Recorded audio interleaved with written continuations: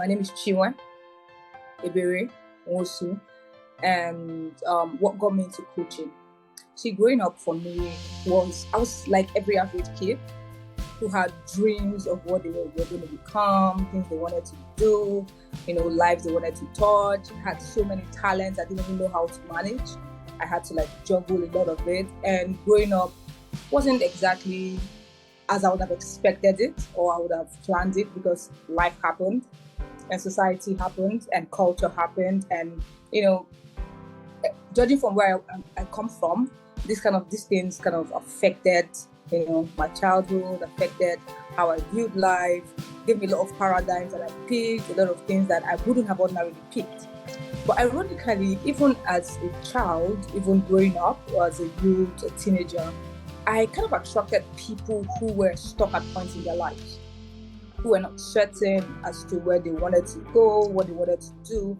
At the time, I had no answer for them. I had nothing to say to them because I hadn't even figured my own life out, right?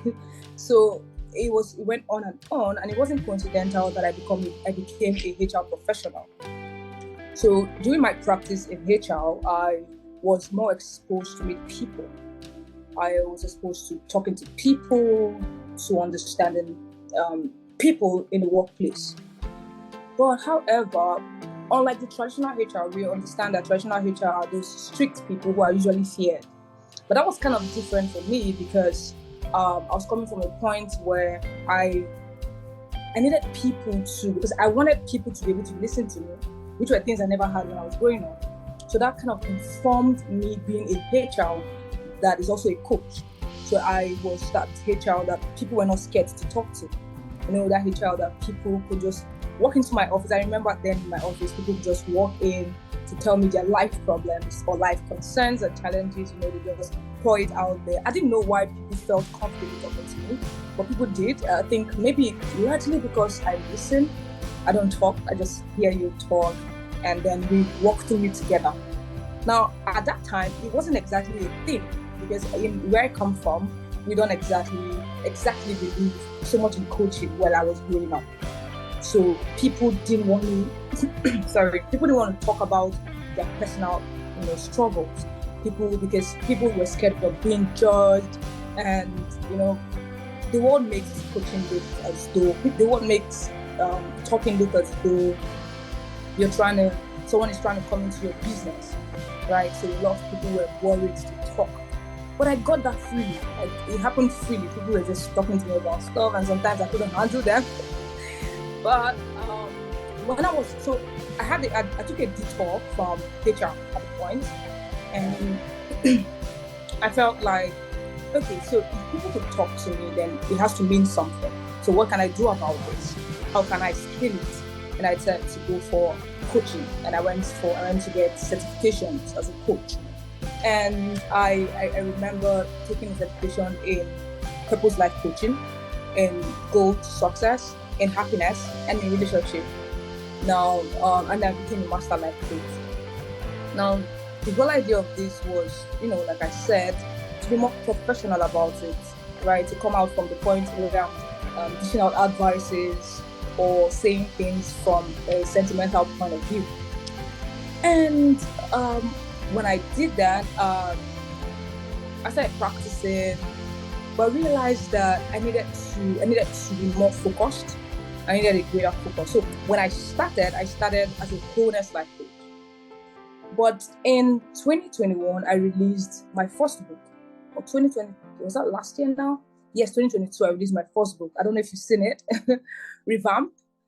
And the whole idea of the book was to help people get from a point where they are to the point where they need to be, right? And when I was writing it, I remember I had to relive all my experiences because I had gotten to points in my life where I didn't know what I was doing. I had gotten to points where I'd made decisions and it looked as though life was not just working. It wasn't just working. I'd gotten to points where my relationship wasn't stable, my career wasn't stable, my phone life was not there, my physical environment, everything was literally unstable for me. And the interesting thing is, after writing that book, I decided to redirect my focus to life direction coaching. life direction coaching in the sense that I understand where you want to be. So the question is, how do you get to that point? What do you need to do now to get to that point? So I said to streamline it to life direction coaching, and it's been very helpful because I started attracting my tribe in the sense that I started meeting new people who are stuck at points in their life that they need to, kind of navigate from where they are to where they should be.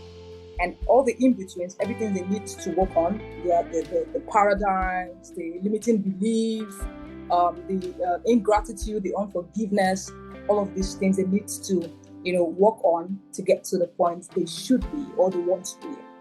So that's been it for me. Now, my passion in coaching is, I'm passionate about people between 13 to 35. I'm passionate about young people because I feel like my generation, or this generation as well, there's been a mismatch between what you should be and what society is feeding on you.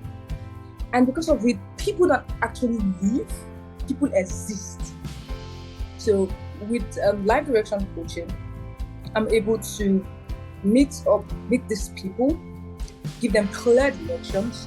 I mean, of course, from the point of what do you want, like I said earlier, to where do you want to get to.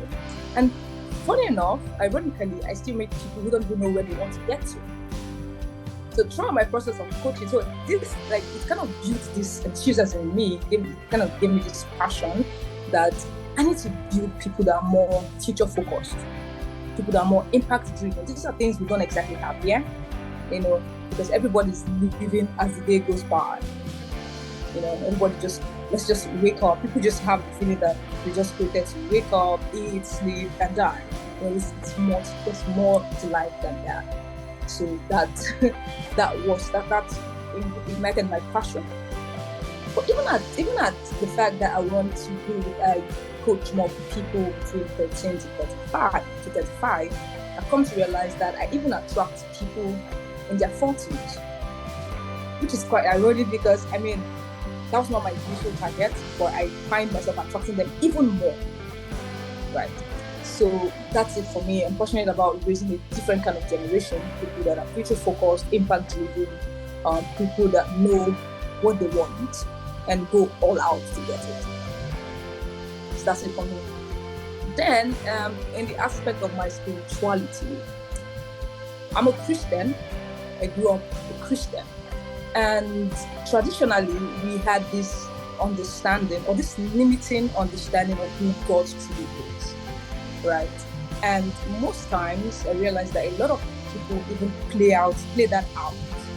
We see God as a spiritual being that we cannot have access to.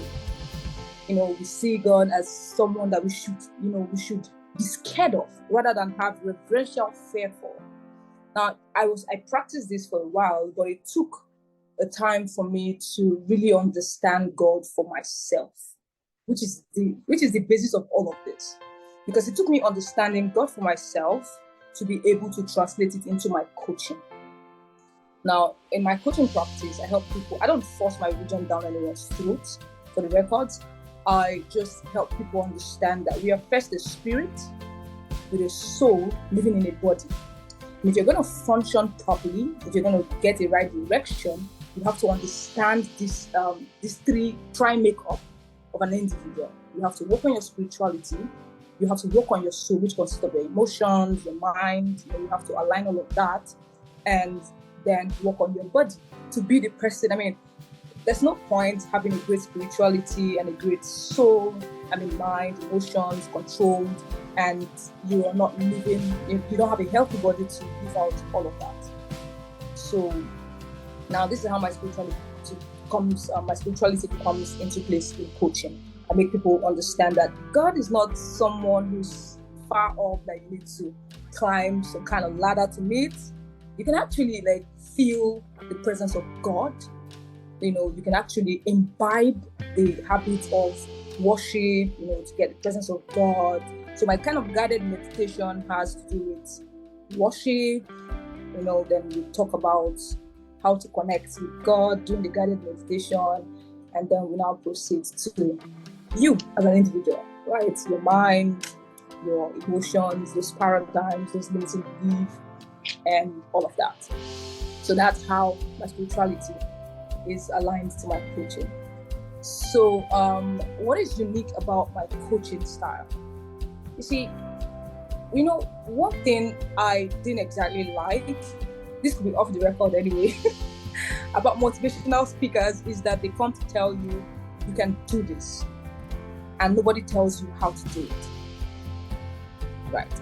So one thing that's unique about my coaching is that I don't come here to tell you can do it. I show you how to do it.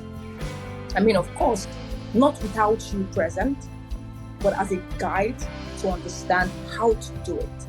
Not coming to tell you can be successful, and I can't even explain what success is to you. I mean, you can't even dig out to understand what success is to you, because success is different things to different people, right? So, and I'm not coming from a point where I'm just talking about theories. I'm coming from a point where I understand what you're going through, because I've been there and I've walked through life. I've been at so many stop points. Like I said at the beginning of this video, I've been at a point where I didn't understand what I was doing. I was just going with the tide of life. I was just flowing with society. I was just doing what everyone thought was right for me. So my coaching style involves taking your mind off the societal beliefs and expectations for one, to a life of authenticity, your own life. What is unique about you? How do you get it out there? How do the world impact from it? Right. So that's what is unique about my coaching really. And what my clients should expect to see is that they're coming to with someone who is unbiased, non-judgmental, someone who has been there and wants to help you get to that point.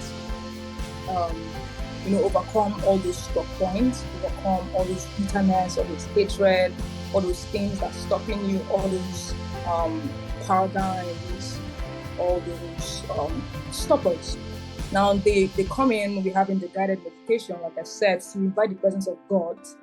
Really, that's like very important to me. And then we have the sessions, and then we have the part where I just listen to you in confidence, because confidentiality is very important, where I listen to you, where I give the manuals. I have manuals I work with. So after every coaching session, you have to literally go back to put it into practice. So we're not just coming here to give you do this, do that. We want to, at the end of this session, each session, we have to see that you've done something, right? And at the beginning of a new session, rather, we have to see that you've done something from the last time we had a conversation, right? In that way, I'm serving also as an accountability partner, really, so that we don't spend time together, and after spending time together, you go back to become the person you were trying not to become. At that point, the purpose of the coaching has been defeated. So clients should expect to have that one-on-one accountability. Clients should expect to, for clients that are going to have a longer term relationship with, they should expect to get a copy of my book. Yeah. I'm doing that on purpose because the book is also helpful. It's also a helpful guide. So I'm giving that book out for free for those that are going to have long-term coaching with me. Say 6 sessions, for instance. And that's it. That's what to expect for my coaching. Non-judgmental, non-biased, step-by-step guide, and periodic checkups, accountability as well, and the manual.